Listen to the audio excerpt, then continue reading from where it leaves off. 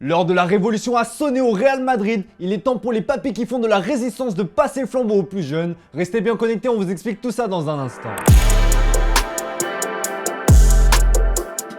Le JT Foot Mercato avec Unibet. Bonjour à toutes et à tous et bienvenue dans ce nouveau JT Foot Mercato. Cet été déjà, le Real Madrid a amorcé un nouveau cycle avec l'arrivée de la recrue phare Aurélien Tchouaméni. Et bien les merengues comptent bien continuer sur cette voie avec plusieurs jeunes pépites dans le viseur. Karim Benzema, Modric, Kroos sont les vétérans du Real Madrid. Pour le moment, les trois hommes âgés respectivement de 34, 37 et 32 ans évoluent encore à un très haut niveau, mais ils sont quand même plus proches de la fin que du début. La succession de Karim Benzema, c'est un sujet qui est souvent au cœur des discussions. Si le Français a prouvé avec son ballon d'or qu'il avait encore de belles années devant lui, les merengues sont déjà à la recherche d'un nouveau buteur. La priorité à ce poste semble être Erling Haaland ou encore Kylian Mbappé, mais le média allemand Sports 1 révèle ce mardi que l'attaquant de Tottenham Heung-min Son est très apprécié par Carlo Ancelotti, qui surveille avec attention ses prestations.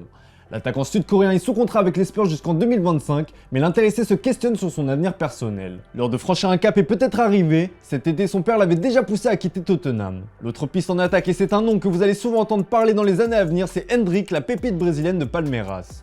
Âgé de seulement 16 ans, l'attaquant est déjà dans le viseur des plus grands clubs européens. Le quotidien espagnol Sport a d'ailleurs révélé que le PSG a formulé une offre de 20 millions d'euros. Les merengues comptent cependant un atout de taille dans ce dossier, puisque l'agence qui représente le talent Auri Verde est également celle qui gère les intérêts de Vinicius Junior. Endrick n'est pas le seul phénomène à intéresser le Real Madrid, puisque Youssoufa Moukoko est aussi dans le viseur. En fin de contrat avec le Borussia Dortmund cet été, l'avancement de 17 ans réalise actuellement une saison prometteuse, mais là aussi la concurrence sera rude, puisque Liverpool, le Real Madrid et le PSG sont dans le coup. Vous l'aurez compris, le Real Madrid prépare l'avenir, mais la révolution ce n'est pas qu'en attaque. Pour remplacer le duo vieillissant Kroos-Modric, les Madrilènes peuvent compter sur Tchouaméni, Camavinga ou encore Valverde, mais ces derniers veulent étoffer encore un peu plus l'entrejeu en recrutant l'un des cracks à ce poste, Jude Bellingham. Pour Bild, il n'y a pratiquement plus de doute, l'international anglais va quitter le Borussia Dortmund lors du prochain mercato estival. Et la direction a déjà fixé son prix, il faudra débourser pas moins de 150 millions d'euros pour le joueur de 19 ans. En défense, et visiblement les recruteurs du club espagnol ont un œil attentif en Allemagne, c'est Josko Gvardiol qui est ciblé comme le rapporte le média Defensa Central. La publication ibérique assure que Luka Modric a conseillé à Florentino Pérez de le recruter car il estime qu'il est talentueux, prometteur et qu'il a toutes les qualités pour s'intégrer au sein de la Casablanca. Mais là aussi ça coûtera cher puisque le RB Leipzig avait refusé une offre de dernière minute cet été à hauteur de 90 millions d'euros. Enfin, le poste de latéral droit fait aussi figure de priorité. Si Dani Carvajal est dans la force de l'âge, le Real cherche un remplaçant. La recrue de rêve serait le portugais Joao Cancelo, mais Manchester City n'a aucune intention de lâcher son joueur. Selon le Daily Mirror, l'autre option se nomme Diogo Dalot.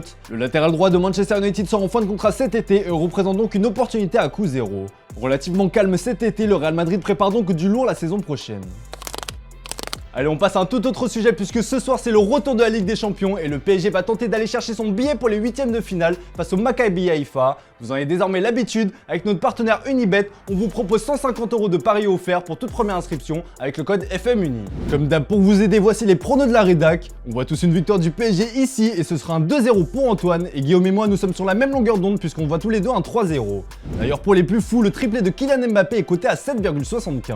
Et ce n'est pas fini puisqu'avec notre partenaire Unibet on continue à vous régaler pour tenter de remporter le maillot de votre choix. Trouvez le score exact de PSG Maccabi Haïfa et on tirera au sort le gagnant dans les commentaires. Dans le reste de l'actu, l'avenir de Cristiano Ronaldo est au centre de toutes les attentions et le Portugais a une préférence pour sa future destination. C'était une journée décisive pour le Portugais puisqu'il a rencontré son coach Erik ten Hag. Le but de cette rencontre était de faire le point sur les récents événements et de décider de l'avenir de l'attaquant de 37 ans. Mis à l'écart, l'intéressé va finalement réintégrer le groupe après avoir présenté ses excuses. Mais la question d'un départ est toujours sur la table. Comme on vous l'a expliqué hier dans le JT, Chelsea serait prêt à le recruter dès cet hiver. The Sun indique que l'agent de CR7 a bien sondé les Blues, mais également Newcastle et Arsenal. Mais ces pistes ne sont pas aussi chaudes que cela selon une source proche de Cristiano Ronaldo. Sa destination préférée est Naples, un club déjà cité parmi les principaux prétendants cet été. Pour faciliter le deal, CR7 serait prêt à revoir son salaire à la baisse, reste à savoir si les deux clubs trouveront un terrain d'entente. On rappelle que l'été dernier, les Red Devils avaient tenté un échange fou entre le Portugais et Victor Osimhen. Et à l'Olympique de Marseille, l'arrivée d'Igor Tudor ne fait pas que des heureux. Gerson n'entre plus dans les plans du coach, une situation qui agace très fortement le père du joueur. Véritable pilier de l'OM sous les ordres de Jorge Sampaoli, Gerson est devenu depuis un simple remplaçant. Cette saison, le Brésilien n'a fait que 11 petites apparitions, dont 8 titularisations toutes compétitions confondues. Pire, le joueur de 25 ans n'a plus disputé la moindre rencontre depuis la défaite face à Ajaccio le 8 octobre dernier. Une situation que son père et agent ne supportent plus. Dans les colonnes de l'équipe, Marcao a poussé un sacré coup de gueule. Je vais essayer d'être pondéré, mais je ne peux cacher que nous sommes en colère. C'est une situation très problématique. Comment un joueur qui est en pleine possession de ses moyens peut-il être laissé de côté du jour au lendemain sans aucune chance de montrer son football? C'est incompréhensible. On est vraiment triste car cet entraîneur nous empêche de rêver à une place dans le groupe pour la Coupe du Monde avec le Brésil.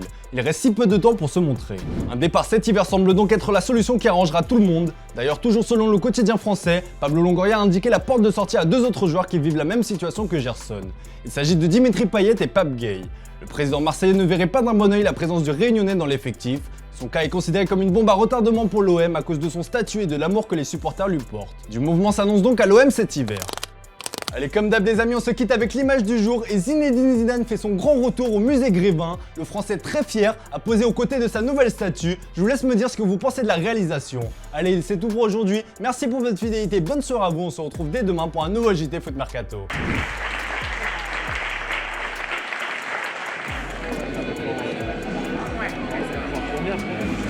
On va